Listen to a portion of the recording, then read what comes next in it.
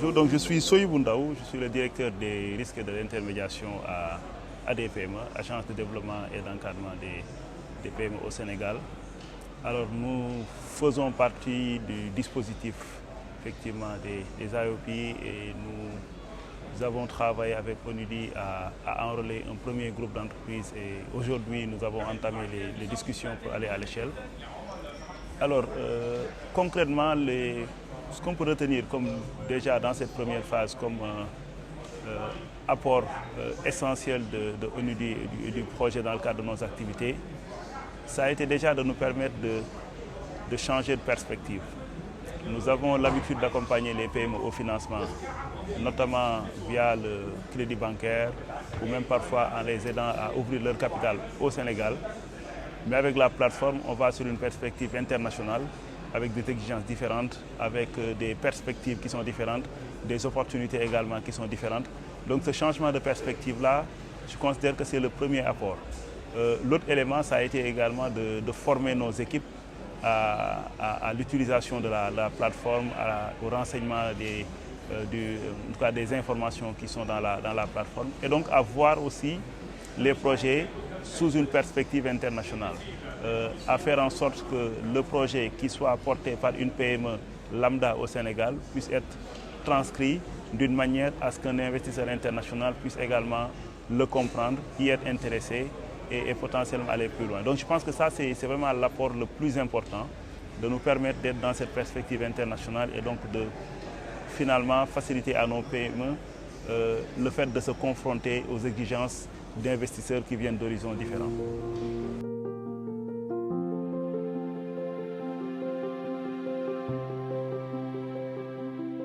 Pour moi, le résultat le plus important, c'est déjà par rapport à nos équipes.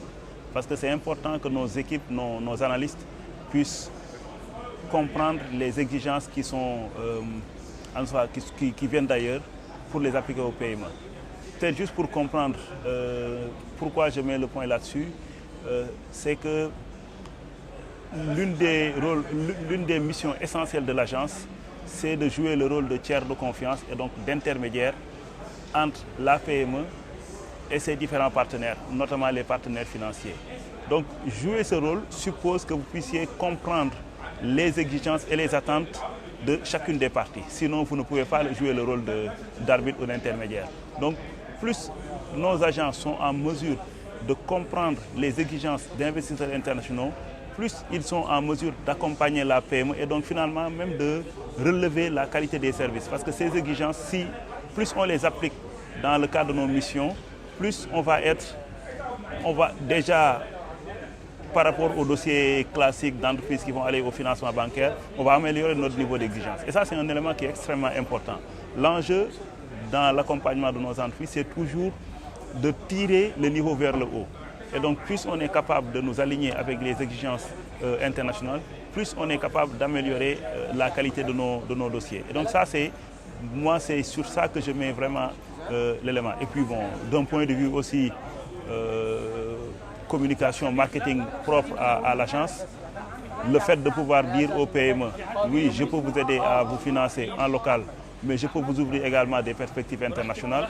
Ça aussi, il faut le dire, hein, c'est un élément qui est extrêmement important parce que ça permet d'attirer un portefeuille de PME nouveau, un portefeuille qui est beaucoup plus important que ce qu'on pouvait avoir par le passé.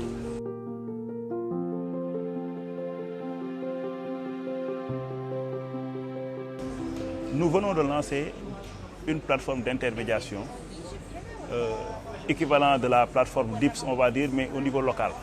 C'est une plateforme qui met en relation l'offre et la demande de financement. Donc typiquement aujourd'hui, une PME nous sollicite en nous disant qu'elle va accéder au financement.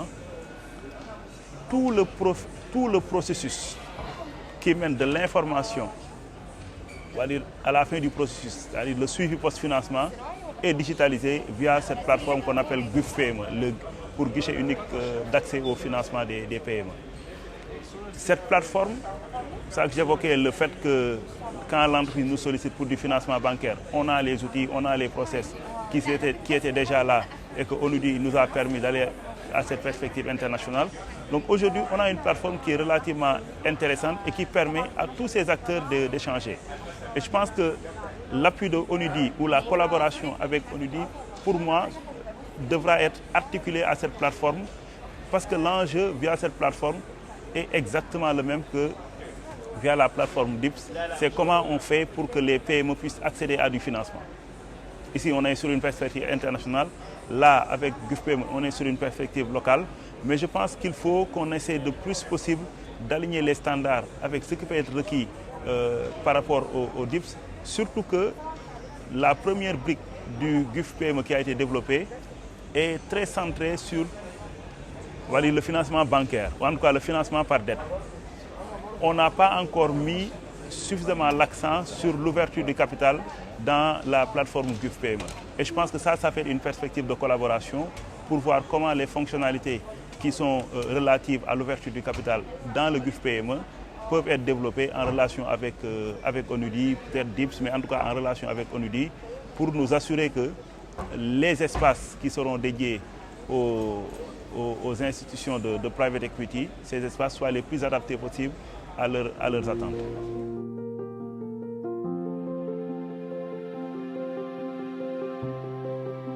Je disais qu'on a avec DIPS une plateforme qui me semble vraiment excellente pour ouvrir les perspectives aux PME de manière générale.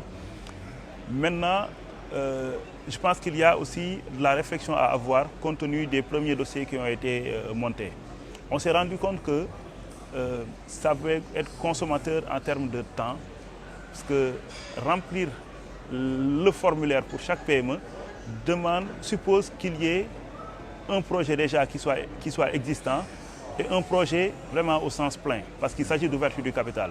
Donc les exigences en matière d'information sur le niveau sectoriel ou par rapport aux ambitions, ou en tout cas au positionnement de la PME, en tout cas au positionnement potentiel de la PME, ce type d'information n'est pas facile à avoir et n'est pas toujours disponible au niveau de la PME. Ce qui fait qu'il est toujours nécessaire d'accompagner la PME dans des pré-études pour mobiliser un maximum d'informations qui lui permettent de présenter son projet. Ça, ce n'est pas évident. On a été confronté à ces difficultés-là au moment de travailler sur la quarantaine de dossiers et ça nous a exigé, on va dire, parfois de mobiliser des consultants pour aller sur le terrain, aider les entreprises à mobiliser ces informations, les retraiter avant de pouvoir venir charger dans la plateforme. Ça, c'est un élément de contrainte qu'il nous faudra absolument intégrer. Sinon, de deux choses l'une, soit on monte des projets sans pour autant qu'il y ait un attrait pour les investisseurs parce que l'information ne sera pas suffisamment pertinente, ou bien on va aller sur un volume extrêmement faible de projets. Donc je pense que ce point-là devra être adressé pour voir comment on accompagne les PME dans la mobilisation de l'information. Ça, c'est un élément qui est vraiment clé. L'autre élément également qui est important, nous, dans notre approche d'accompagnement des entreprises au financement, ce qu'on leur promet, c'est que, qu'elle soit positive ou négative, il y aura une réponse. Systématiquement. Quand on vous accompagne dans le montage du dossier et qu'on va solliciter une institution financière, une banque en l'occurrence, on vous reviendra rapidement en disant la banque est d'accord ou la banque n'est pas d'accord. Et quand la banque n'est pas d'accord, on vous dira voici les éléments qui font que la banque n'est pas d'accord et on pourra vous accompagner pour essayer de trouver des solutions. Ça, c'est un élément clé. Aujourd'hui, dans la plateforme, ce retour, nous ne l'avons pas encore.